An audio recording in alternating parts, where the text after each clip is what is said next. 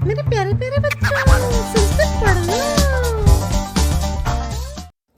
आज बच्चों मैं आप सबको शिशु शब्द रूप पढ़ाने जा रही हूँ। शिशु शब्द रूप उकारांत शब्द रूप है। उकारांत देखो छोटा ऊ है ना, और शिशु में छोटा ऊ है, इसलिए इसको कहते हैं उकारांत। पुल्लिंग शब्द है। शिशु का अर्थ होता है बच्चा।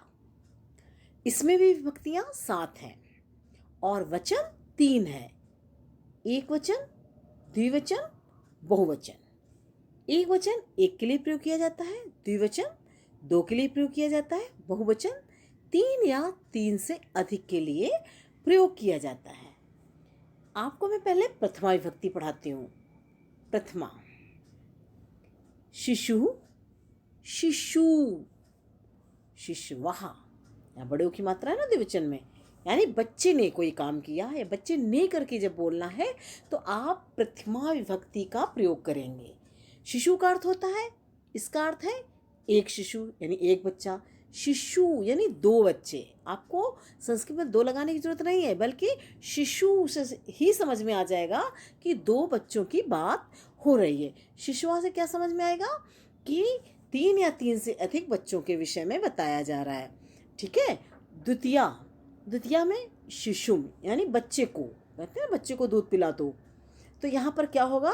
शिशुम, शिशु, शिशून। तृतीया, तृतीया में से या के द्वारा, यानी बच्चे के द्वारा कोई काम हो रहा है, ठीक है, तो उसमें किसका प्रयोग करेंगे आप? तृतीया का। शिशुना, शिशुभ्याम, शिशुभी। चतुर्थी में है के लिए प्रयोग किया जाता है। शिशुएं यानी बच्चे के लिए कोई काम करना है तो बच्चे के लिए लगना है। एक बच्चे के लिए एक वचन का प्रयोग करेंगे, 2 बच्चे के लिए शिशुभ्याम का प्रयोग करेंगे, 3 या 3 से अधिक बच्चों के लिए कोई बात आप कह रहे हैं के लिए लगाकर, तो आप बहुवचन का प्रयोग करेंगे। इसके बाद है पंचमी। पंचमी, पंचमी में होता है अलग होने के लिए से। शिशु, जैसे बच्चे से माता अलग होती है, ठीक है, तो क्या होगा? शिशु, शिशुभ्याम, शिशुभ्याम। षष्ठी में क्या है? काके की। शिशु यानी बच्चे के कपड़े। आप बच्चा, बच्चा का गिलास या बच्चा का कुर्ता, तो आप क्या करेंगे? एक बच्चा है तो शिशु, और 2 बच्चे का तो शिशु हो, और 3 या 3 से अधिक बच्चों के लिए शिशु नाम, बच्चों का बोलेंगे। सप्तमी में है शिशौ, शिशोः, शिशुष। संबोधन सप्तमी में भी बता दो कि उसमें होता है में, ठीक है। संबोधन हे शिशो, हे शिशु, हे शिशुआ। संबोधन होता है जब किसी को सम्मान से आप बात करते हैं तो संबोधन का प्रयोग करते हैं। एवं माने इस प्रकार से गुरु के शब्द रूप चलते हैं, साधु के चलते हैं। देखो उकारांत है ना, छोटा हुआ सब में लगा हुआ है। भानु के, प्रभु के, वायु के, पशु इत्यादि, इन सब के शब्द रूप इस तरह ही चलते हैं जैसे कि शिशु के चले। आपने इसको पढ़ा।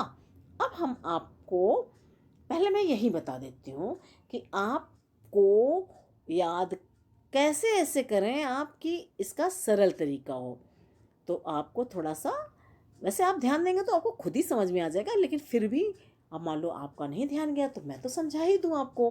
तो द्विवचन में आप देखें ना, ये दोनों एक से, शिशु, शिशु। तो आपने प्रथमा का द्विवचन यदि आपको याद है तो आप याद रखिए कि द्वितीया के द्विवचन में भी शिशु का ही प्रयोग है, ठीक है। ऐसे ही तृतीया, चतुर्थी, पंचमी के द्विवचन में शिशुभ्याम का ही प्रयोग है, ठीक है। और ऐसे ही चतुर्थी और पंचमी के बहुवचन में शिशुभ्यः, शिशुभ्या, ठीक है। आपने देखा एक से ही है। आपको बस ये याद रखना है कि चतुर्थी का जो हमने बहुवचन याद किया है वही पंचमी का बहुवचन है।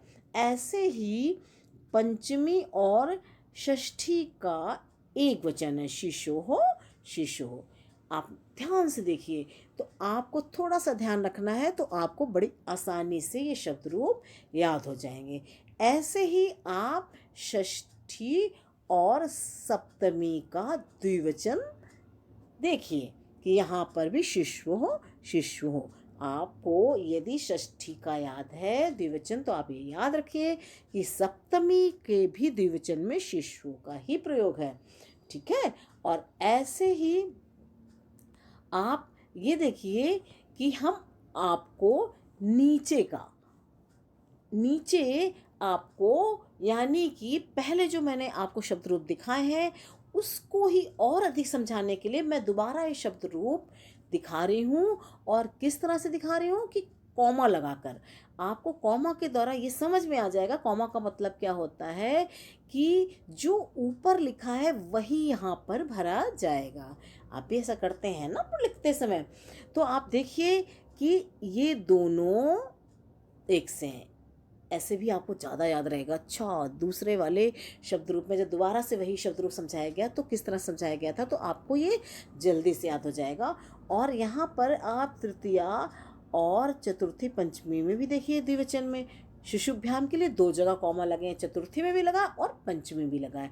इसलिए इससे आपको पता चल जाएगा कि शिशुभ्याम, चतुर्थी, तृतीया, चतुर्थी और पंचमी के द्विवचन में एक सा ही है। ठीक है। और ऐसे ही आप चतुर्थी और पंचमी के बहुवचन को देखिए, शिशुभ्या, शिशुभ्या। ठीक है। और ऐसे ही पंचमी और षष्ठी का एक वचन है शिशोः। ठीक है। आप ध्यान से देखिए, आपको ये दोबारा मैं इसलिए समझा रही हूँ, ऐसे आपको ना जल्दी याद हो जाएगा और आपका ध्यान रहेगा। अच्छा, उसमें कॉमा लगा हुआ था तो और अच्छे से याद हो जाएगा।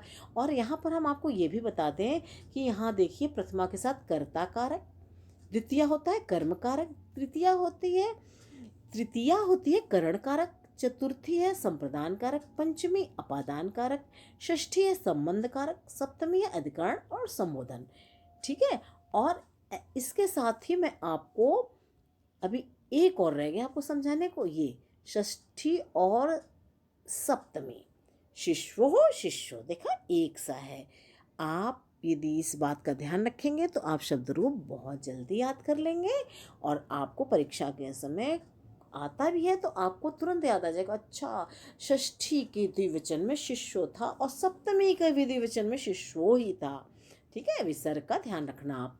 और इसी प्रकार से भानु, शंभु, विधु, इंदु, साधु आदि उकारांत शब्दों के रूप चलेंगे। मैंने अभी ऊपर बताया था ना, उसमें भी इत्यादि लिखा हुआ था, यानी इसके जैसे ही। और यहाँ हमने कुछ और बता दिया आपको कि थोड़े से और उसमें जोड़ के बता दिए कि किस तरह से उकारांत ये शब्द रूप शिशु की तरह ही चलेंगे। आपने देखा कि किस तरह से मैंने यहाँ पर समझाया। शिशु शब्द रूप ऊपर जो समझाया उसी का एक दूसरी तरीके से मैंने आपको नीचे भी समझा दिया है कि शिशु, शिशु, शिशुआ। ठीक है। इसको आप कैसे बोलेंगे, मैं चाण इसमें ही कर देती हूँ आपको, तो थोड़ा आप और अच्छे से समझ जाएंगे। द्वितीया में शिशु, शिशु, शिशून। तृतीया में है शिशुना, शिशुभ्याम, शिशुभी। और चतुर्थी में क्या है, शिशुवे, शिशुभ्याम, शिशुभ्या। और पंचमी में आप क्या बोलेंगे, शिशोः, शिशुभ्याम। देखो मैं वही बोल रही हूँ ना कॉमा में, शिशुभ्या। षष्ठी में आप कहेंगे शिशो, पंचमी में है ना एक वचन में, शिशुः, शिशुः, शिशूनाम। सप्तमी में शिशौ, शिशुः, शिशुषु। संबोधन में हे शिशो, हे शिशु, हे शिशुआ। अब तो आपको आ गया होगा। आपने देखा कैसे मैंने आपको ये शब्द रूप उकारांत शिशु का शब्द रूप आपको समझा दिया। अब बस जो मैंने कहा है उन बातों का आप ध्यान रखेंगे तो आपको हमेशा के लिए शब्द रूप याद हो जाएंगे। ठीक है बच्चों।